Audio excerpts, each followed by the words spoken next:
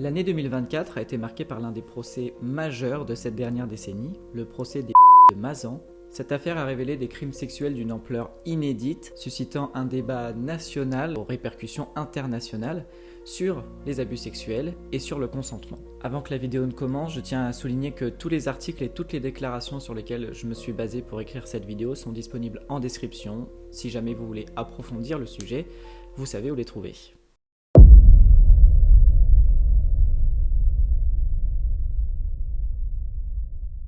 L'affaire des Mazan a été révélée par une enquête méticuleuse menée par les forces de l'ordre et par l'arrestation de Dominique Pellicot pour une autre affaire.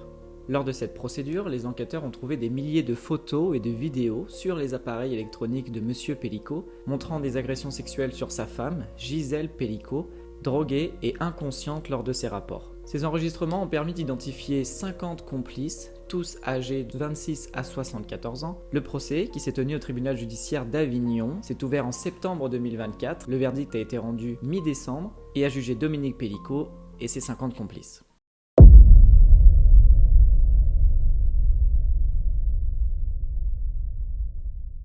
Ce procès a mis en lumière des faits d'une extrême violence. Le principal accusé, Dominique Pellicot, a été jugé pour avoir orchestré les viols de sa femme, Gisèle Pellicot, qu'il droguait à un rythme régulier, puis qu'il soumettait à des abus sexuels. Il a été jugé en tant que responsable des violences commises, mais aussi pour avoir impliqué une cinquantaine d'autres hommes dans ces violences gravées. Ses complices étaient donc des hommes âgés de 26 à 74 ans, tous accusés d'avoir participé aux de Gisèle Pellicot. Certains habitent près de la commune de Mazan, dans le Vaucluse, là où ont lieu l'entièreté des violences.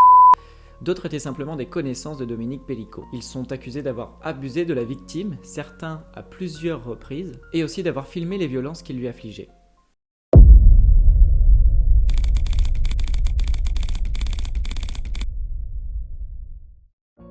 Gisèle Pellicot a témoigné pendant ce procès. C'était le mardi 5 septembre 2024, soit 3 jours après l'ouverture du procès. Elle était accompagnée de ses 3 enfants. Le public est là aussi. Les applaudissements et les hommages seront très nombreux tout au long du procès. Le jour de son témoignage, Gisèle Pellicot est appelée à la barre. Selon les journalistes de France Info, la prise de parole de la victime aurait pu être effroyable, mais Gisèle Pellicot est d'un calme et d'une détermination sans faille. Ses paroles frappent immédiatement les esprits. « J'ai été sacrifiée sur l'autel du vice.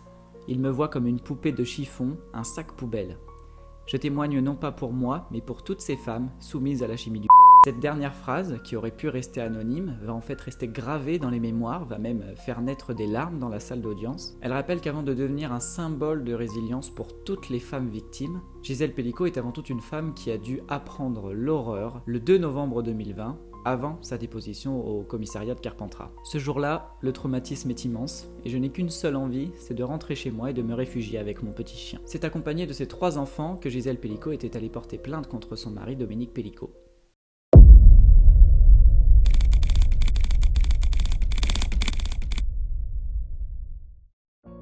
Gisèle Pellicot n'a pas été la seule à témoigner, ses enfants ont aussi été appelés à la barre. Le passage le plus marquant est celui de Caroline Darian, sa fille. Elle s'est avancée devant la cour avec la conviction d'avoir elle aussi été abusée par son père. Elle fait ici référence à des et à une sédation orchestrée par son père. Parmi les preuves découvertes lors de l'enquête, des photos d'elle portant des sous-vêtements qui ne lui appartenaient pas ont été retrouvées dans l'ordinateur de Dominique Pellicot. Ce cliché, partagé avec un internaute, constitue une preuve troublante du dossier.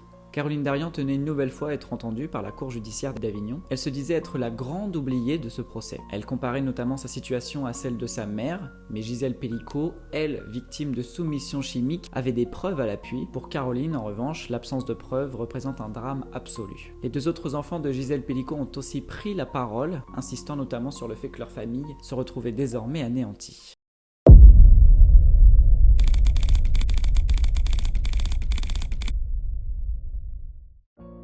Dominique Pellicot, principal accusé dans l'affaire des Mazan, a dû lui aussi témoigner. Il a reconnu sa culpabilité lors de sa déposition au procès. Il a admis avoir drogué Gisèle Pellicot et permis à plus de 50 hommes de la à leur propre domicile sur une période de plus de 10 ans. Il nie avoir manipulé ou contraint quiconque à participer à ces Lors de sa dernière déclaration avant le verdict, Dominique Pellicot a salué le courage de son ex-femme, sans toutefois ajouter d'autres éléments à sa défense.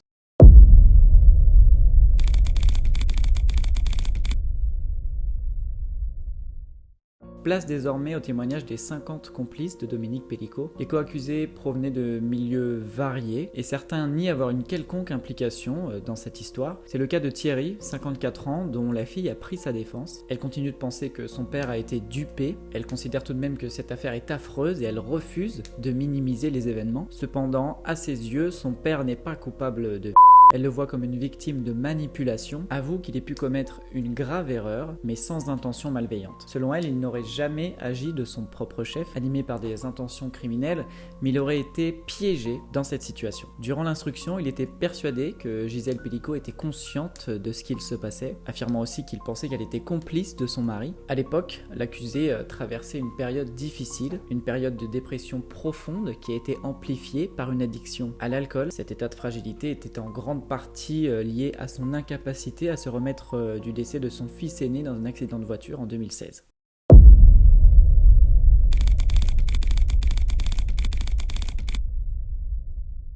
Le vendredi 13 décembre marque la fin des plaidoiries de la défense dans ce procès. Maître Zavaro, surnommé l'avocat du diable, avait ouvert cette phase avec une approche plutôt mesurée, invitant simplement la Cour judiciaire d'Avignon à envisager une peine inférieure à la condamnation maximale de 20 ans pour Dominique Pellicot. Pendant 2 semaines, 36 avocats se sont ensuite succédés, cherchant avec emphase à minimiser la responsabilité de leurs 49 clients dans les viols infligés à Gisèle Pellicot, victime de sédation à son insu pendant 9 ans. Tour à tour, les défenseurs ont critiqué ce qu'ils considéraient comme une instrumentalisation médiatique du procès, dénonçant son exploitation par les mouvements féministes, tout en s'attaquant à la notion de consentement et en remettant en cause le rôle de la victime. Ils ont également concentré leurs arguments sur la diabolisation de Dominique Pellicot, qualifié de chef d'orchestre des crimes, afin de détourner l'attention de la responsabilité de leurs propres clients.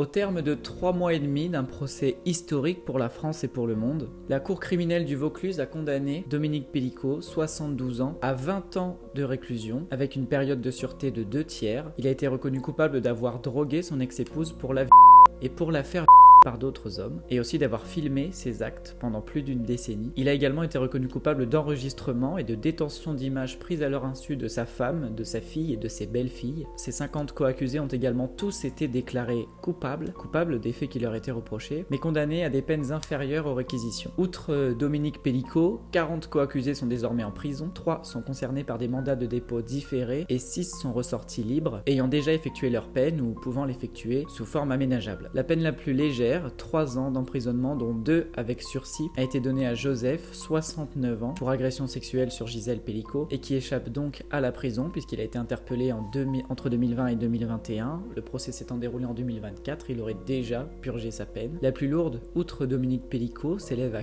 15 ans. Elle a été attribuée à Romain, 63 ans, qui s'est déplacé 6 fois à Mazan pour Gisèle Pellicot. Le ministère public avait requis des peines de 10 à 18 ans pour 49 co-accusés.